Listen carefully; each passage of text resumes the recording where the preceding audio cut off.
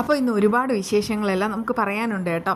അതായത് ഈ പറയുന്ന മേഘനോടായി വളരെയധികം സങ്കടത്തിൽ സീമന്തിരി പറയുന്ന ഒരു കാര്യമുണ്ട്. അതായത് ഇനി ഞാൻ എന്തങ്ങോട്ട് ചെയ്യും, നിൻ്റെ ചികിത്സയാണെങ്കിൽ ഒരു വഴിക്ക് കിടക്കുന്നു, ബാക്കിയുള്ള വീട്ടുകാര്യങ്ങളും സ്വാതിയുടെ വിവാഹവും എല്ലാം ഉണ്ട്. ഇനി എനിക്ക് തനിയൊന്നും ചെയ്യാനായിട്ട് കഴിയില്ല. നിൻ്റെ അച്ഛൻ ചെയ്ത ദുഷ്ടതയുടെ ഫലമാണ് നമ്മളെല്ലാവരും ഇപ്പോൾ അനുഭവിച്ചുകൊണ്ടിരിക്കുന്നത്. ഇനി ഒറ്റ വഴി മാത്രമേ ബാക്കിയുള്ളൂ. അതായത് നമുക്കാണെങ്കിൽ എന്തെങ്കിലും കഴിച്ചിട്ട് നമുക്ക് നമ്മുടെ ജീവൻ തന്നെ ഇല്ലാതായി കളയാം. അല്ലാതെ വേറെ ഓപ്ഷനൊന്നുമില്ല. നിനക്കും അവൾക്കും ഞാൻ തരും, എന്നിട്ട് ഞാനും കഴിക്കും. അല്ലാതെ ഇനി എനിക്കൊന്നും ചെയ്യാൻ കഴിയില്ല എന്നൊക്കെ പറഞ്ഞിട്ട് കരയാണ് കേട്ടോ. എന്തായാലും ആ സമയത്ത് തന്നെ മേഘനും കരയുന്നുണ്ട്. ശബ്ദമൊന്നുമില്ല, ശബ്ദം എടുക്കാനായിട്ട് കഴിയുന്നതുമില്ല. ഒരു കുറ്റബോധം മനസ്സിലുണ്ട് താനും. കാരണം ഇതുവരെ താൻ മറ്റുള്ളവരോട് ചെയ്ത ആ ഒരു കൊടും ക്രൂരതയ്ക്ക് ഫലമാണ് ഇപ്പോൾ അനുഭവിച്ചുകൊണ്ടിരിക്കുന്നത്. ഓരോ പെൺകുട്ടികളെ ഓരോ വഴിക്കാക്കിയിട്ടുമുണ്ട്. അതുമാത്രമാണോ, ഒരുപാട് സ്നേഹിച്ച മഞ്ജുവിനെ ചതിക്കുകയും ചെയ്തു. അവസാനം എന്തായി? ആ ഒരു കാര്യങ്ങളൊക്കെ ഓർക്കുമ്പോൾ അവനാണെങ്കിൽ ഭയങ്കരമായിട്ട് നിരാശയും സങ്കടമൊക്കെ ഉണ്ട്. ഒന്നും പറയാൻ കഴിയുന്നില്ലെങ്കിൽ കരയാണ്. അങ്ങനെ ആ വീട്ടിലാണെങ്കിൽ അങ്ങനത്തെ വിശേഷങ്ങളാണ്. എന്നാൽ മോഹിനി വരുന്ന സമയത്ത് തന്നെ മുത്തശ്ശി അങ്ങോട്ട് ഓടിപ്പോവാണ്. എന്നിട്ട് പറയുന്നുണ്ട്, മോളെ ഒരു കാര്യം അറിഞ്ഞോ, അതായത് അവനില്ല, അവൻ ജയിലിൽ പോയി. അത് കേട്ട് മോഹിനി സന്തോഷത്തോടുകൂടി പറയുന്ന ഒരു കാര്യമുണ്ട്. പിന്നെ ആ കൊലപാതകി സുഹിക്കണമെന്നാണ് നിങ്ങൾ ഈ പറയുന്നത്. അയാൾ ജയിലിലേക്ക് തന്നെയാണ് പോകേണ്ടത്. കാരണം അയാൾ ഒരു വലിയൊരു കൊലപാതകമാണ് ചെയ്തത്. അത് കേട്ട് മുത്തശ്ശി പറയുന്നുണ്ട്, അതൊക്കെ ശരി തന്നെയാണ്, അത് അവൻ ചെയ്തതിൻ്റെ ആ ഒരു ഫലം അവൻ അനുഭവിക്കുന്നു. പക്ഷെ കരുണമോളോ, അവൾ പാവമല്ലേ, അവളുടെ വയറ്റിലാണെങ്കിൽ ഒരു കുഞ്ഞുണ്ട്. അതുകൊണ്ട് അവളെ എത്രയും വേഗം തന്നെ കമലേശ്വരം വീട്ടിലേക്ക് കൊണ്ടുപോകണം. അത് കേട്ടിട്ട് അവൾ പറയുന്നുണ്ട്, എന്തായാലും അതൊന്നും ഒരിക്കലും നടക്കില്ല, കണ്ണമ്മോനെ സമ്മതിക്കുകയില്ല. കാരണം സ്വന്തം അച്ഛനെ കൊന്ന കൊലപാതകിയുടെ മകളോട് ക്ഷമിക്കാനുള്ള ആ ഒരു മാനസികാവസ്ഥയൊന്നും മകനുണ്ടാവുകയില്ല. അതൊക്കെ ആയിക്കോട്ടെ, പക്ഷേ ലക്ഷ്മിക്ക് ഇവളുടെ കാര്യം പറയാമല്ലോ. ലക്ഷ്മി പറഞ്ഞാൽ ഉറപ്പായിട്ടും കേൾക്കും. ഇല്ല, ലക്ഷ്മി പറഞ്ഞാലും കേൾക്കില്ല. ലക്ഷ്മി ഇവൾക്ക് വേണ്ടി പറയുകയില്ല. കാരണമുണ്ട്, അവളാണെങ്കിൽ 8 മാസം ഗർഭിണിയായിരുന്നു. ആ സമയത്താണ് അവളോട് ഈ കരുണ വലിയൊരു കൊടും ക്രൂരത ചെയ്തത്. അങ്ങനെയുള്ള അവളോട് കാണിക്കാത്ത ആ ഒരു കരുണയൊന്നും ഇനിയിപ്പോൾ ഇവളോട് കാണിച്ചിട്ട് കാര്യമില്ല. അത് കേട്ടുകൊണ്ട് കരുണ അങ്ങോട്ട് വരികയാണ് കേട്ടോ. എന്നിട്ട് മുത്തശ്ശി വഴക്ക് പറയുകയാണ്, എന്തിനാ മുത്തശ്ശി ഇവരുടെ മുന്നിൽ ഇങ്ങനെ നിന്നിട്ട് ആട്ടും തുപ്പും എല്ലാം കൊള്ളുന്നത്? കാരണം ഇവർക്കാണെങ്കിൽ എന്നോട് ഒട്ടും സ്നേഹമില്ല, ഒരു സ്നേഹവും ഇല്ല. ഇവർക്ക് ഒരൊറ്റ മകളല്ലേ ഉള്ളൂ, ഞാൻ ഇവരുടെ ആരുമല്ല. അതുകൊണ്ടാണ് ഇവരിങ്ങനെ എന്നെക്കുറിച്ചൊക്കെ പറയുന്നത്. അത് കേട്ട് മോഹിനി പറയുന്നുണ്ട്, ഞാൻ നിന്നെ പ്രസവിച്ചെന്നൊക്കെ ശരി തന്നെയാണ് എന്ന് കരുതിയിട്ട് നിൻ്റെ എല്ലാ തോന്നിയാസത്തിനും കൂട്ടി നിൽക്കാനൊന്നും എന്നെ കിട്ടില്ല. അതുകൊണ്ട് നീ നിൻ്റെ കാര്യം നോക്ക്, ഇനിയിപ്പോൾ ഞാനായിട്ട് റെക്കമെൻഡേഷൻ ചെയ്യില്ല എന്നൊക്കെ പറയാണ് കേട്ടോ. പക്ഷേ ആ മുത്തശ്ശി അവിടെ കിടന്ന് ഭയങ്കരമായിട്ട് കോലാഹലം ഉണ്ടാക്കുന്നുമുണ്ട്. കാല് പിടിക്കുകയാണ്, നിൻ്റെ കാല് ഞാൻ പിടിക്കാം, പ്ലീസ് നീ ഒന്ന് പറയാവോ, ഒന്ന് ക്ഷമിക്ക്, എങ്ങനെയെങ്കിലും മകളെ കൊണ്ടുപോകണം എന്നൊക്കെ പറയുന്ന സമയത്ത് അവർ പറയില്ല എന്ന് തന്നെ ഉറപ്പിച്ച് പറയുന്നുണ്ട്. എന്നാൽ ആ ദുർഗയാണെങ്കിൽ ഭയങ്കരമായിട്ട് കരയാണ് കേട്ടോ. അവർക്കാണെങ്കിൽ ഇപ്പോൾ കുറ്റബോധമുണ്ട്. അതുകൊണ്ടാണ് നന്നായിട്ട് കരയുന്നത്. എന്നിട്ട് രണ്ടും കൽപ്പിച്ച് നേരെ വിളിക്കുന്നത് ആ സീമന്തിരിയാണ്. സീമന്തിരിയാണെങ്കിൽ മേഘനോട് പറയുന്ന ഒരു കാര്യമുണ്ട്, നേരത്തെ അവൾ ഒരുപാട് തവണ അവനെ വിളിച്ചു, എന്നിട്ട് എനിക്ക് എടുക്കാനായിട്ട് പറ്റിയില്ല, ഞാൻ എങ്ങനെ എടുക്കും?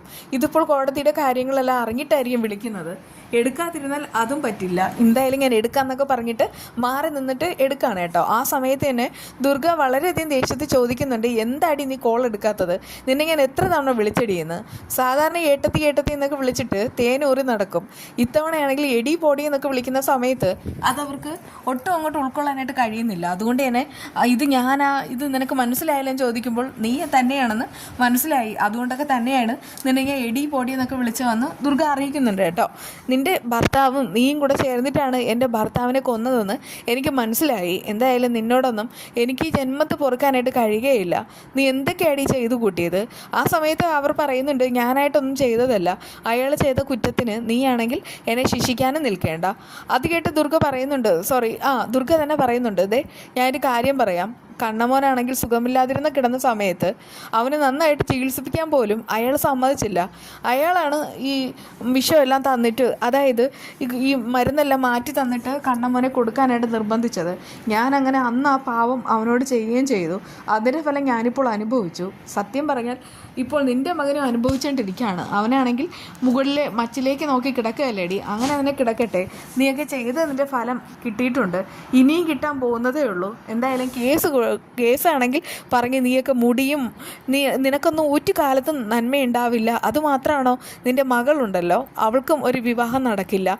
അവളിങ്ങനെ മൂത്ത് നരച്ച് അവളൊരു പരുവാന്നൊക്കെ പറഞ്ഞിട്ട് നന്നായിട്ട് തന്നെ ദുർഗ പ്രാവുന്നുണ്ട് കേട്ടോ.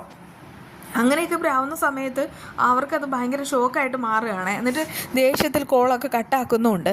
ആ സമയത്തെല്ലാം സീമന്തിരി വന്നിട്ട് മകനോട് പറയുന്നൊരു കാര്യമുണ്ട്, നിൻ്റെ അച്ഛൻ കാരണമാണ് ഇങ്ങനെ ഒരു സംഭവം ഉണ്ടായത്. നീയൊക്കെ നന്നായിട്ട് ജീവിച്ചിരുന്നതാ, ഇനിയിപ്പോൾ മാസാമാസം കിട്ടിക്കൊണ്ടിരുന്ന ആ ഒരു വരുമാനവും നിലച്ചു കഴിഞ്ഞു. കണ്ണൻ ഇനി ഒരു അണുവിട പൈസ പോലും തരില്ല. അതുമാത്രമാണോ? അതായത് ഇനി നമ്മൾ എങ്ങനെ ജീവിക്കും? പിന്നെ കേസ് നടത്താനാണെങ്കിൽ ഒരുപാട് പണമുണ്ട്. ആ പണം നമ്മൾ എന്ത് ചെയ്യും? നിൻ്റെ അച്ഛൻ്റെ പേരിൽ കുറച്ച് കാശ് കാണും, അതുകൊണ്ട് അയാൾ എന്ത് വേണേലും ചെയ്തോട്ടെ. എനിക്കൊരു കുറച്ച് സ്വർണ്ണമുണ്ട്, അതൊന്നും ഞാൻ തൊടാനായിട്ട് ആരെ കൊണ്ട് സമ്മതിക്കില്ല. എന്തായാലും അത് മകളുടെ വിവാഹം നടത്തണമെന്ന് എനിക്ക് ആഗ്രഹമുണ്ട്. ആ ഒരു വിവാഹം കഴിഞ്ഞാൽ പിന്നെ നമുക്ക് രണ്ടുപേർക്കും കൂടെ ഏതെങ്കിലും ഒരു അമ്പലത്തിലേക്ക് പോകണം. അവിടെയാണെങ്കിൽ നിന്നെ പായ വിരിച്ച് കിടത്താം. എന്നിട്ടാണെങ്കിൽ ഞാൻ മറ്റുള്ളവരുടെ മുന്നിൽ തെണ്ടി ജീവിക്കും. ഇനിയിപ്പോൾ അതല്ലാതെ എനിക്ക് വേറെ ഓപ്ഷൻ ഇല്ലെന്നൊക്കെ പറഞ്ഞിട്ട് അവരവിടെ കിടന്ന് ഭയങ്കരമായിട്ട് സങ്കടപ്പെടുകയാണ് കേട്ടോ. കരയുന്ന കണ്ടിട്ട് അയാളും കരയാണ്. അങ്ങനെ രണ്ടുപേരും പൊട്ടിക്കരയുന്നുണ്ട്. എന്നാൽ പ്രതാപനാണെങ്കിൽ സങ്കടത്തിൽ നിൽക്കുകയാണ് കേട്ടോ. അപ്പോഴേക്കും വാമൻ അങ്ങോട്ട് വരുന്നുണ്ട്. എന്നിട്ട് പറയുന്നുണ്ട്, എന്നാലും നീ ചെയ്തത് കൊടും ചതി തന്നെയാണ്. വർഷങ്ങൾക്ക് മുൻപ് ഞാൻ നിനക്ക് ഒരുപാട് പണം തന്നിരുന്നു, എങ്കിലും നീ ആ പണത്തിൻ്റെ ഒരു നന്ദിയെങ്കിലും കാണിക്കേണ്ടതായിരുന്നു. മൊഴി മാറ്റി പറഞ്ഞിരുന്നെങ്കിൽ നമുക്ക് രണ്ടുപേർക്കും ഇവിടുന്ന് രക്ഷപ്പെടാമായിരുന്നു എന്നൊക്കെ പറയാണ് കേട്ടോ. ആ സമയത്ത് തന്നെ അയാൾ പറയുന്നുണ്ട്, കാര്യങ്ങൾ അറിയാതെ നീ ഇത്ര നേരം വളരെയധികം വിഷമത്തിലിരിക്കുന്നുണ്ടാവും എന്നെനിക്കറിയാമായിരുന്നു. പക്ഷേ ഇനിയെങ്കിലും നീ സത്യം പറയണം. അങ്ങനെ ഞാൻ കോടതിയിലാണെങ്കിൽ മൊഴി മാറ്റി പറഞ്ഞെങ്കിൽ നമുക്ക് ഉറപ്പായിട്ടും രക്ഷപ്പെടാമായിരുന്നു. പക്ഷേ രക്ഷപ്പെട്ട് ഞാൻ വീട്ടിൽ പോയാൽ പിന്നെ ഞാൻ എന്തിനു ജീവിക്കുന്നത്? എനിക്ക് ഈ ലോകത്ത് ഏറ്റവും വലുതെന്ന് പറയുന്നത് എൻ്റെ മകൾ കരുണയാണ്. എൻ്റെ മകളെ കൊല്ലാനായിട്ട് അവിടെ രണ്ടുപേരുണ്ടായിരുന്നു, ആ മാർക്കോയും ലോപ്പസും. അവരാണ് അമ്മയാണെങ്കിൽ ഇങ്ങോട്ട് പറഞ്ഞു അയച്ചത്. അതാണെങ്കിൽ കോടതി കയറുന്നതിന് മുൻപ് തന്നെ അമ്മ വിവരം പറഞ്ഞു. അതുകൊണ്ടൊക്കെ തന്നെ എനിക്കാണെങ്കിൽ ആ സമയത്ത് മൊഴി മാറ്റി പറയേണ്ടി വന്നു. അല്ലെങ്കിൽ എനിക്ക് എൻ്റെ കുഞ്ഞിനെ നഷ്ടമാവുമായിരുന്നു എന്നൊക്കെ പറയുകയാണ് കേട്ടോ. എന്തായാലും ഈ കേസ് നടക്കുന്ന സമയത്ത് ഇനി ഒരുപാട് പണം നമുക്ക് കണ്ണന് കൊടുക്കേണ്ടി വരും. പ്രത്യേകിച്ച് 20 വർഷം മുൻപ് നടന്ന കേസാണ്. അതിൻ്റെ ഒരു പണവും പിന്നെ പലിശയുടെ പലിശയായിട്ട് കോടിക്കണക്കിന് പണം നമുക്ക് കോടതിയിൽ കെട്ടിവെക്കേണ്ടി വരുമെന്നൊക്കെ പറയുമ്പോൾ ഈ വാമൻ പറയുന്നൊരു കാര്യമുണ്ട്. സത്യം പറഞ്ഞാൽ ഇതുവരെ കണ്ണൻ വീട്ടിലെല്ലാവരെയും സഹായിച്ചു. പക്ഷേ ഇനി ആ ഒരു സഹായം പ്രതീക്ഷിക്കേണ്ട. കേസ് നടത്താനായിട്ട് പണവും വേണം. എന്ത് ചെയ്യണമെന്ന് അറിയാത്തൊരവസ്ഥയിലാണ് ഞാനുള്ളത്. ഇനി എൻ്റെ വീട്ടുകാർ എങ്ങനെ ജീവിക്കുമോ ഓർത്തിട്ടാണെങ്കിൽ ഭ്രാന്തെടുക്കുന്നെന്ന് പറഞ്ഞിട്ട് രണ്ടും കൂടെ ഭ്രാന്തെടുത്തിരിക്കുകയാണ് കേട്ടോ. അവന്മാരാണെങ്കിൽ ഒരുപാട് തെറ്റ് ചെയ്തിട്ടുണ്ടല്ലോ, അതിനുള്ള ഫലമെല്ലാം അവന്മാർക്ക് ഇങ്ങനെ ഓരോന്നായിട്ട് കിട്ടിക്കൊണ്ടിരിക്കുകയാണ്. എന്നാൽ ഒട്ടും സമാധാനമില്ലാതെ കൊച്ചുമകളുടെ ജീവിതം എങ്ങനെയെങ്കിലും സുരക്ഷിതമാക്കണം എന്നൊക്കെ ഇങ്ങനെ മനസ്സിൽ പറഞ്ഞ് ഓടിക്കൊണ്ട് നടക്കുന്ന ഒരു തള്ളയുണ്ട്. അത് ആ മുത്തശ്ശിയാണ്. അവർ നേരെ ദുർഗയെ കാണാനായിട്ട് വരുന്ന സമയത്ത് തന്നെ ദുർഗ വീട്ടിലൊന്നും കയറ്റുന്നില്ല, എന്തിനാ ഇങ്ങോട്ട് കയറി വന്നതെന്നൊക്കെ എന്നെ ചോദിച്ചിട്ട് ദേഷ്യപ്പെടുകയാണ്. ആ സമയത്ത് വയറ്റുകണ്ണിയായ കരുണ എങ്ങനെയെങ്കിലും വീട്ടിലേക്ക് കയറ്റണം എന്ന് പറയുന്ന സമയത്ത് ദുർഗ പറയുന്നൊരു കാര്യമുണ്ട്. അവളുടെ വയറ്റിൽ കുഞ്ഞുണ്ടെങ്കിൽ അവൾ പ്രസവിക്കും, എന്നിട്ട് നിങ്ങളെല്ലാവരും കൂടെ ചേർന്നിട്ട് ആ കുഞ്ഞിനെ വളർത്താൻ നോക്ക്. ഞങ്ങൾക്കിനി ആ കുഞ്ഞിനെ വേണ്ട, കാരണം എൻ്റെ ഭർത്താവിൻ്റെ കൊന്ന ആളുടെ മകളുടെ കുഞ്ഞാണ്, എനിക്ക് വേണ്ട എന്നൊക്കെ പറഞ്ഞിട്ട് ദേഷ്യപ്പെടുകയാണ് കേട്ടോ. പക്ഷേ എനിക്കാണെങ്കിൽ ഉണ്ണി ഒന്ന് കാണണം, കണ്ടേ തീരൂ എന്ന് പറഞ്ഞ് ബഹളം വയ്ക്കുമ്പോൾ നിങ്ങളെങ്ങനെ വീട്ടിൽ കയറ്റില്ല എന്നൊക്കെ പറഞ്ഞിട്ട് ദുർഗ ഉണ്ണിയെ വിളിക്കാൻ പോവാണ്.